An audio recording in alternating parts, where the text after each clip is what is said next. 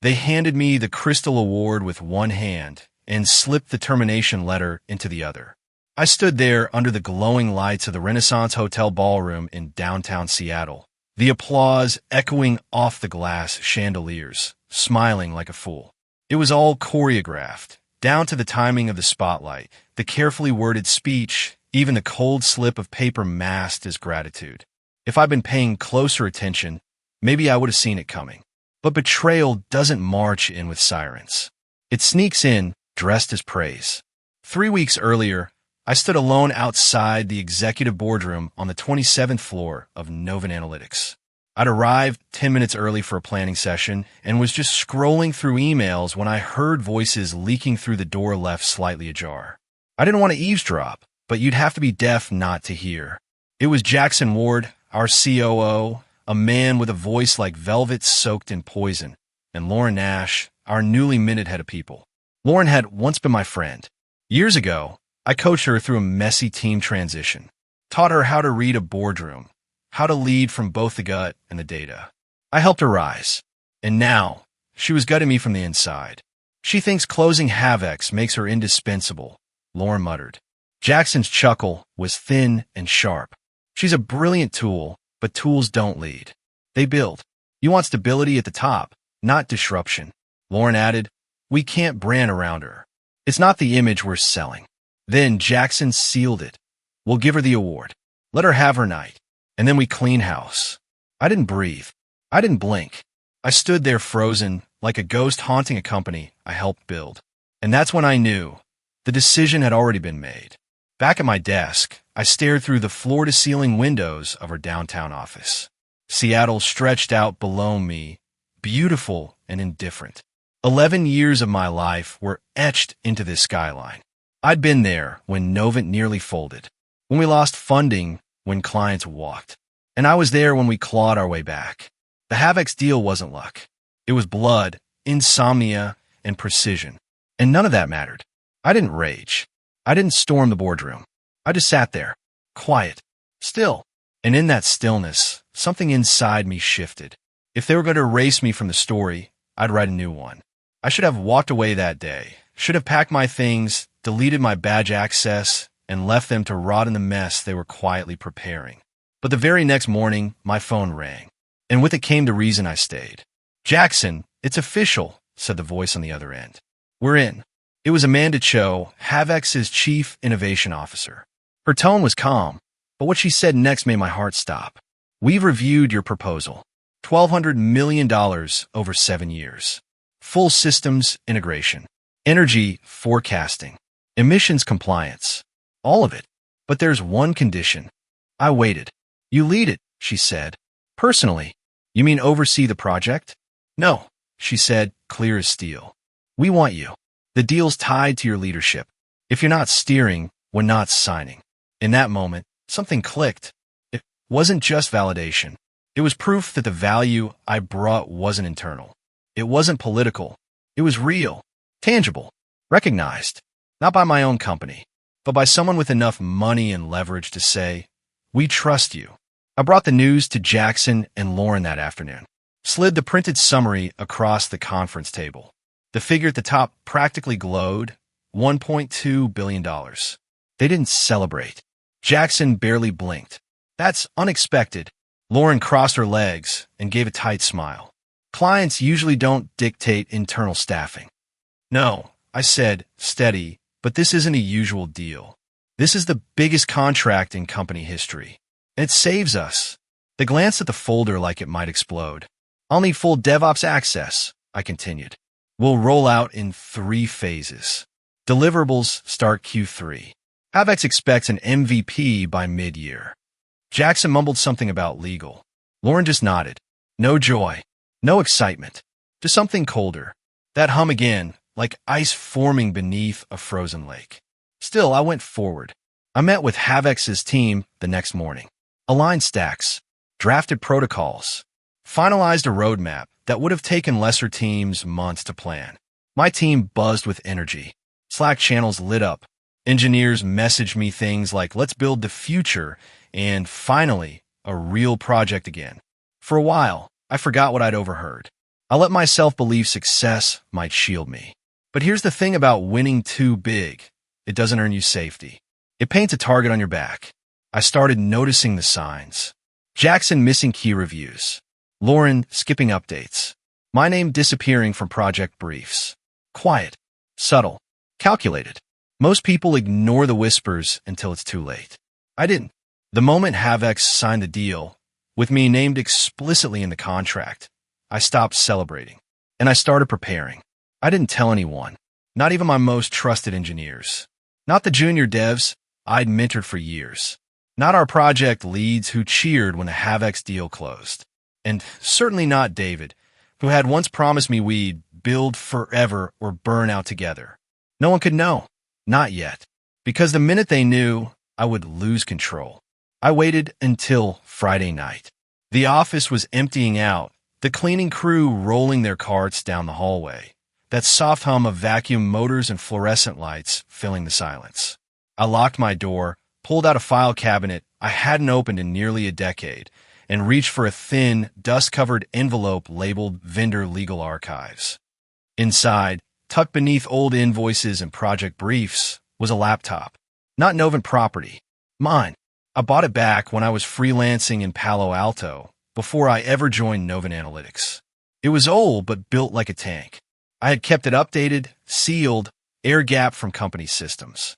No IT fingerprint. No monitoring tools. It was a ghost machine. I plugged it in, powered it up, and waited. The screen lit up with a familiar login. No welcome messages. No pop-ups. Just silence and a blinking cursor, like it had been waiting for me all these years. I rerouted my internet through a private VPN I maintained under a separate LLC, one that didn't trace back to me or Novant. Then I encrypted the drive twice. It's 256 on top of a virtual sandbox environment, and opened my personal Git folder. There it was. Thousands of lines of code, architecture diagrams, conceptual prototypes, feature trees, a decade of late-night brainstorms and dead-end ideas. All the pieces of a platform that had never seen the light of day because it was too advanced, too abstract, or not within scope. I had kept them anyway, not because I was planning this moment, but because a part of me knew it might come. And now, they would become the foundation of my freedom. I called it Project Aegis, named after the mythological shield. Not a weapon, not a sword. Something built to protect, not to strike. But make no mistake, it would defend me like no legal clause ever could. I wasn't cloning the Novant system. That would have been reckless and illegal. Instead, I was rebuilding everything from scratch, based solely on my own code, my own logic, and open-source libraries with clean licensing. No fingerprint from Novant.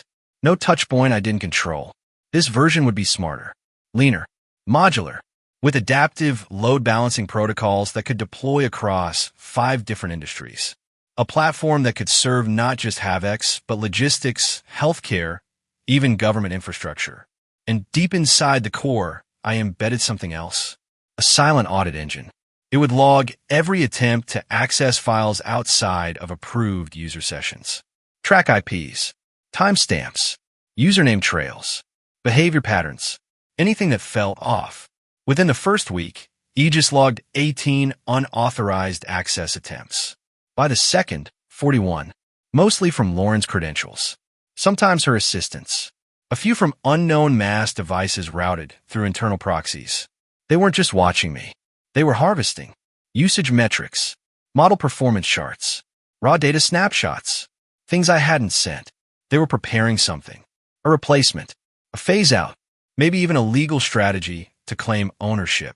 But what they didn't know was that Aegis had already diverged from the Novant system. On the surface, both platforms looked identical, same UI, same performance charts.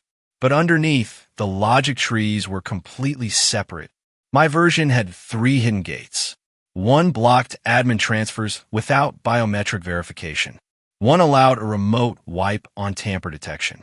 And the third, my favorite, was a logic lock. A dependency chain buried so deep in the code, no one would realize it existed until they tried to run the system without me. By then, it would be too late. Because power isn't about titles. It's about control. Quiet, invisible control. so I smiled in meetings, nodded through Jackson's fake compliments. Let Lauren pitch suggestions she thought I was too distracted to notice. And all the while, I kept building. Not for Novant, but for the next chapter they didn't know I was writing. The cafe on Pine and 7th had always been my safe haven. It wasn't fancy, just cracked tile floors, an espresso machine that squealed when overworked, and a barista named Jalen who knew my order before I even said it. But for me, it was sacred ground. The one place inside the chaos of Novant where things felt still. Because every morning, at exactly 8:20, David Lynn would slide into the seat across from me with a vanilla latte in one hand and an irreverent joke in the other. We had started together at Novant back when the company was just 30 people in a glass-walled incubator space. I built systems. He built people. He was the guy who could bridge engineering with sales, product with purpose. I trusted him more than anyone. When my mother passed, he sat with me for hours, quietly sipping coffee, letting the silence say what words couldn't. When he nearly lost his job over a missed deadline during paternity leave, I covered for him, pulled double shifts, didn't blink. And every Friday, no matter what fire we were putting out, we had coffee. No matter how bad it gets, he used to say, tapping his cup to mine, we meet at 8:20. But that morning, the seat across from me stayed empty. I had texted him the night before, after the strategy session where Jackson had publicly dismissed my contributions like I was some junior code monkey in a room full of sharks. All I wrote was, coffee? Need 10 minutes. Tomorrow. 8:20. Same place. No reply. Unusual, but I gave him grace. Maybe his kids had kept him up. Maybe he was caught in traffic. I got there early. Ordered as usual. No foam. Almond milk. Extra hot. By 8:35, the cup sat untouched. By 8:50, the sweat had soaked through the cardboard sleeve. By 9:10, I tossed both cups into the trash and walked out into the Seattle fog with my heart dragging behind me like a soaked coat. The message came that afternoon. A single line. I'm sorry, Isabella. I just can't be seen taking sides right now. Things are shifting. You understand? No, I didn't. Or maybe I did, and that was even worse. David wasn't just choosing silence. He was choosing survival. He was choosing them. And in doing so, he confirmed what I'd been trying so hard not to believe. I was alone. Later that day, we passed each other in the hallway. He gave me a small nod, like nothing had changed. But everything had. I nodded back, but I didn't smile. I didn't stop. I just walked on, pulse steady, eyes dry. That was the moment. Not when I heard Lauren and Jackson scheming behind a boardroom door. Not when I read the termination letter they hadn't even bothered to send through proper channels. Not when I saw my name erased from internal comms. It was this quiet betrayal from someone I loved like a brother, that broke the last thread tethering me to Novant. From that moment on, I stopped playing defense. I stopped hoping the truth would save me. I started planning my exit not just technically, but emotionally. Because now I understood, they didn't just want my seat. They wanted my silence. They wanted me grateful, nodding politely, smiling through clenched teeth while they folded my ideas into press kits with someone else's name on them. But that wasn't going to happen. Not now. Not after this. It came on a Tuesday. A quiet one. The kind that tricks you into thinking everything is steady, that the chaos is elsewhere, far away. Outside my office window, Seattle was draped in a gray that matched the tone of the week. I had just wrapped up a technical walkthrough with Havex's data science team. Their VP ended the call with words that settled deep in my chest. You've raised the bar for every other vendor we've worked with. Honestly, this doesn't feel like a contract. It feels like a partnership. I smiled, thanked her, and ended the call. I leaned back in my chair for just a moment, allowing myself the smallest breath of satisfaction, the kind you only allow when you've done the impossible. Then I saw it, an email notification sliding across the top of my screen. Subject line, final NDA plus transition plan. No context, no salutation, just a sterile subject line and a PDF attachment. It was sent to my personal inbox, not my company address. That alone felt odd. I clicked it, expecting maybe a draft of a template, perhaps a document I'd been CC'd on by mistake. But when the PDF opened, my name was at the top. Not as a reviewer, not as a contributor. As the subject, the document title read, Marshall_Offboarding 2025 D1 PDF. At first, my brain refused to compute. I blinked, scrolled. The first line hit like a blunt instrument. Thank you for your contributions. Novin Analytics has decided to move in a new direction. I didn't feel a rush of panic. I didn't go numb. My pulse slowed, like my body was trying to protect me from what it already knew. I kept reading. Non-disparagement clauses. A basic severance package. 2 months' pay. A generic checklist for asset returns. Nothing extraordinary. Nothing personal. Just enough to imply they expected me to go quietly. At the bottom of the last page were 2 names. Lauren Nash, drafted by. Jackson Ward, approved. No one else. Not legal. Not an outside mediator. Just the 2 people who'd shaken my hand 100 times, clapped for me in meetings, smiled while I saved their reputations. And now, they'd signed off on my erasure. I stood up, walked calmly out of my office, and headed toward HR. Not to rage, not to confront, just to confirm the truth I now felt in my bones. In the hallway, someone called my name. Isabella. I turned.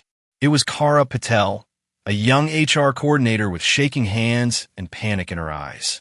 She was holding a folder and a clipboard, her voice trembling. I'm so sorry. I was uploading the Q3 offboarding files, and I think I emailed yours by accident.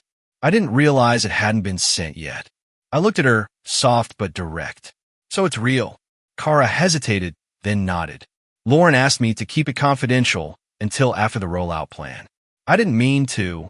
It's fine, I said, but nothing about it felt fine. Thank you for being honest. She looked like she might cry. I didn't console her, not out of cruelty, but because I couldn't spare the emotional energy for someone else's guilt. I walked back to my office, shut the door, reopened the file, and read it again. This time not as a mistake, but as confirmation. Every line was crafted with precision. Not rage, not drama, just erasure. A clean, surgical removal of my name, my title, my presence. They planned it all. The ceremony, the applause, the public praise, and beneath it all, a quiet burial. This wasn't just betrayal. It was strategy. And in that moment, as I stared at the final clause, I understood what had really happened. They weren't afraid of me failing. They were afraid of what it meant when I succeeded without their permission. I had built something bigger than their comfort zones, something they couldn't control. So they decided to cut me out before I could finish building it. But what they didn't know, what they hadn't read closely enough, was that I had already embedded my protection, not in protest, but in the contract itself. There's a reason I've always written the first drafts of my contracts. Not because I don't trust lawyers, though truthfully, I trust very few, but because I know how power hides in plain sight. The people who never read the fine print are always the ones who end up cut out, steamrolled, replaced. I learned that back when I was freelancing, building systems on retainer, chasing overdue invoices, watching my ideas get buried under someone else's name. I stopped letting that happen. So when it came time to finalize the Havex deal, I didn't just sign off on deliverables or timelines. I insisted on reviewing every line of the legal agreement, every clause, every footnote, every sub-bullet tucked beneath a seemingly standard section header. Jackson rolled his eyes when I requested full access. Let legal handle it, he said. Lauren gave me that same tight smile she used whenever she was pretending to agree. We'll loop you in on the final review. But I didn't wait for them. I had already opened the document the night before, and buried deep inside the licensing terms, under Section 17, was my quiet insurance policy. I called it Clause 17B. On the surface, it looked completely ordinary. Licensing of software and systems herein referred to as the Marshall Platform shall remain conditional upon continued oversight by the architect or their designated successor and is limited to operational deployment rights within the Havex. Novin contract term. Nothing about it looked threatening.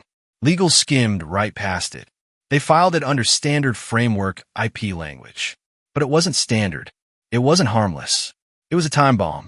Because what Clause 17B actually meant legally, contractually, irrefutably, was that Novant didn't own the system I built. They had access, yes. Usage rights, yes.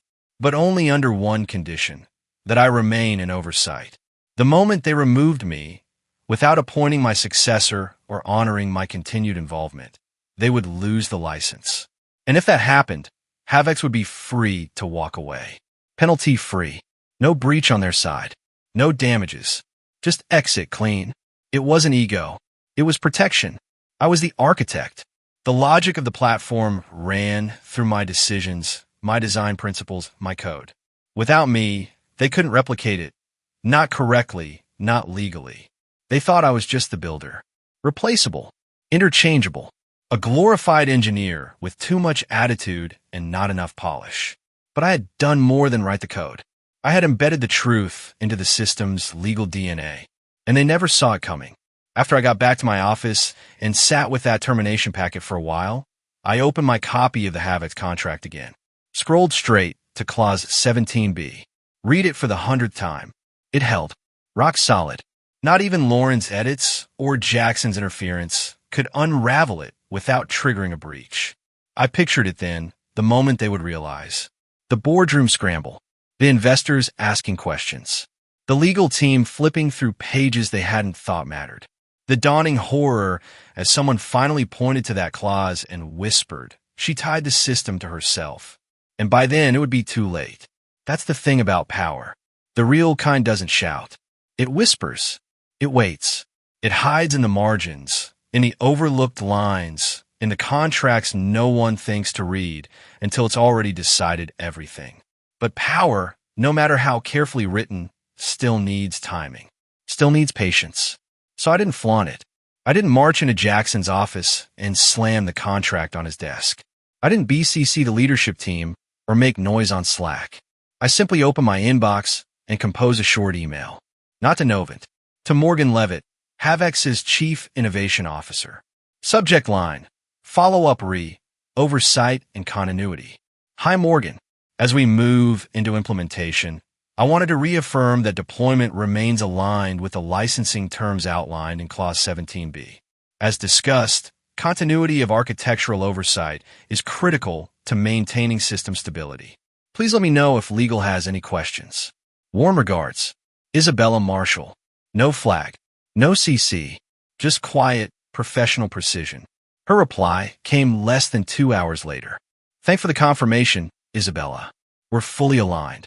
Please keep us informed of any shifts on your end.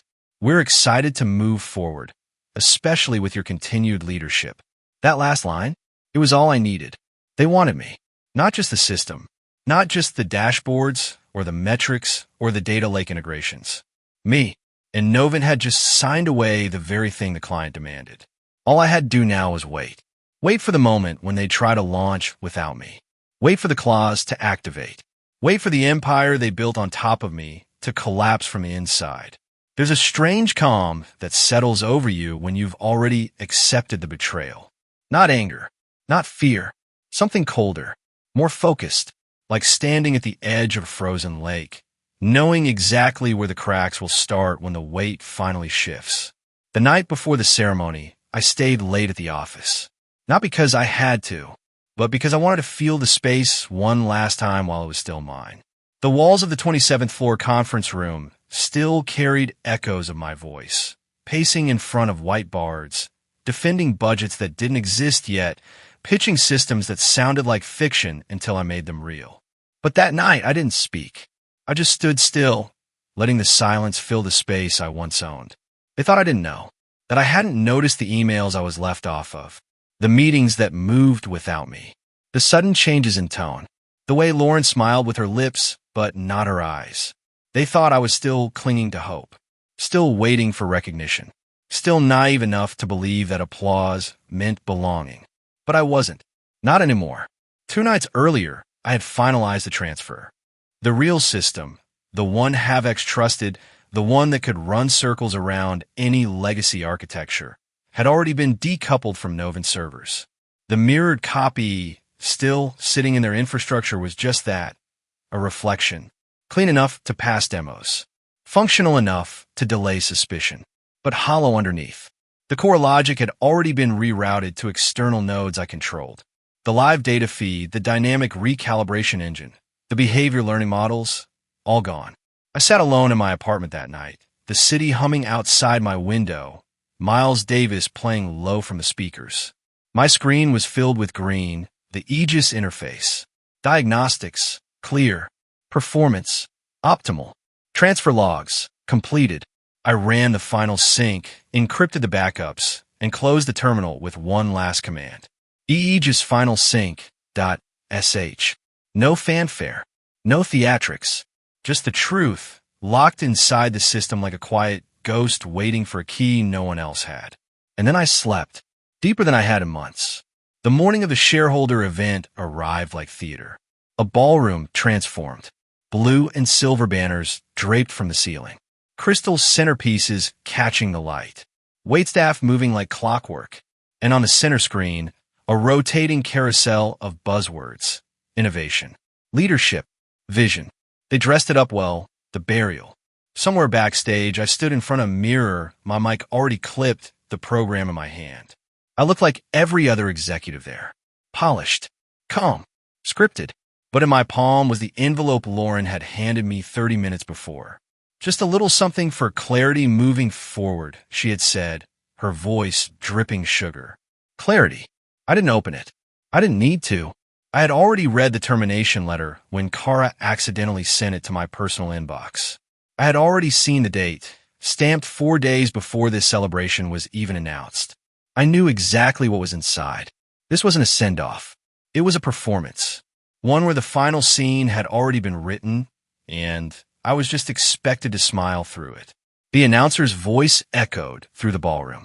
And now, please welcome to the stage the architect behind the Havex deal, the woman whose vision brought Novant into the future, Isabella Marshall. Applause erupted like thunder. I walked into the lights, expression serene, hands still clutching the envelope. Cameras flashed. Executives nodded, some clapping too slowly. Jackson stood at the edge of the stage with a glassy smile. Lauren waited off to the side, her hands folded neatly, her eyes unreadable. I took the award, a sleek, polished crystal trophy engraved with my name beneath the words Excellence in Innovation. I smiled for the cameras. Let the crowd cheer. Let them celebrate the illusion. And then the MC leaned in. Quick speech. I nodded, stepped forward, lifted the mic, and spoke. Thank you, I said, my voice clear, for this recognition, for the opportunity to do work that matters. When we began negotiations with Havex, many believed it was a long shot. But what we saw wasn't just numbers. We saw potential, beneath the noise, behind the structure, in the space where most people don't bother to look. I paused, let the silence stretch. I'm proud to say we didn't just close a deal. We built a future, one rooted in resilience, accountability, and clarity. And then I looked directly at Lauren. Her face didn't change, but her stillness did. Innovation isn't just invention, I continued. It's foresight, knowing when to push forward and when to let go. I let that sentence linger, smiled, stepped back. Applause returned like waves, but it sounded different this time, hollow, almost fragile, like the room had sensed something it couldn't yet name. Backstage, Lauren met me near the service elevator. You handled that beautifully, she said, eyes glancing at the envelope I hadn't opened. I know, I replied. She gestured toward it. I trust everything is clear now. I held up the trophy. Crystal. She didn't laugh. Neither did I. That night, I placed the award on my kitchen counter. It caught the light, looked expensive, felt weightless. I logged back into Aegis, checked the activity logs. Still clean, still green. They hadn't touched the shell yet. They hadn't tried to run the system without me, but they would. And when they did, everything would fall. Not because I broke it, but because they never owned it. I wasn't at the office when it happened. I was 5 blocks away, sitting by the window of a quiet cafe that served terrible espresso, but had the best view of the skyline. My hoodie was up, headphones in, hands wrapped around a warm ceramic mug that had long since gone cold. On my screen, the Aegis dashboard pulsed quietly, its interface glowing soft green. Everything was calm. For now. And then, at exactly 10:07 a.m., the comm broke. A subtle blink on the screen. One word, trigger detected. Protocol echelon initialized. They had tried it. Someone at Novant had accessed the shell system I left behind. Not just a login. This was deeper. A back-end duplication attempt, traced directly to the company's main data server. I didn't need the name. I knew who gave the order. Jackson was never patient. And under pressure, he always chose force over finesse. They had attempted to copy the architecture I built, to clone the platform, strip out my name, and rebrand it as their own. I sipped my coffee slowly, watching the dashboard light up. But what they didn't know, what they never understood, was that Aegis wasn't just a system. It was a self-protecting entity, built not only with logic and data, but with consequence. The script they had triggered, labeled harmlessly in their logs as eagisfinalsync.sh, wasn't a sync command. It was the detonation key. The moment they executed it, Aegis gathered every violation. Unauthorized logins, mass credentials, clause breaches, especially clause 17b. All of it was encrypted into a digital package. Then, with quiet precision, Aegis sent that package to 3 destinations. First, the SEC's whistleblower division. Second, Havex's legal department. Third, a senior investigative tech editor at Future Ledger. A journalist who had once tried to hire me away from Novant and knew exactly how to follow a story. No warning, no password, just the truth in full. By 11:45, my phone vibrated. A single text from a former engineering colleague. Havex just walked. They're pulling out. The board is imploding. I stared at the screen, not smiling, not even blinking. I felt peaceful, because this had never been revenge. It was release. At 1:20 p.m., Havex issued a public statement. Due to confirmed licensing violations and integrity concerns, Havex is terminating all agreements with Novant Analytics. By 3:30, Novant stock dropped 39%. By 4 o'clock, internal emails leaked. Slack messages, legal reviews, even a partial resignation letter from Jackson, and signed, unfinished, desperate. The very system they tried to steal had turned on them. Not because I sabotaged it, but because they never owned it in the first place. They didn't read the fine print. They didn't respect the architect. They thought I was a technician, not a threat. And now, they were watching their empire crumble from the inside, while I sat in silence, 5 blocks away, with a cooling cup of coffee and a dashboard glowing green. I opened Aegis one last time. All systems stable. No alerts. The final log entry read, execution complete. This was never yours. I closed the laptop, took a deep breath, and for the first time in years, it felt like oxygen. 3 days after Novant collapsed under the weight of its own deceit, the headlines changed. No longer about lawsuits or plummeting shares. No longer about chaos behind glass doors. The new headline read simply, Breakthrough Analytics Platform launches under former Novant architect. It was everywhere. On LinkedIn feeds. On industry forums. On the homepage of Tech Pulse Weekly. But this time, it wasn't some faceless product announcement. This time, it wasn't Jackson standing at the podium. It wasn't Lauren quoted in a white paper. Thank you for listening to my story. If it inspired you, please share it with someone who needs to hear that their career isn't over. It's just getting started. Drop a comment below with your own story of overcoming workplace betrayal. Your experience might be exactly what someone else needs to find their courage. And remember, in Silicon Valley, as in life, the best revenge isn't getting even. It's getting ahead.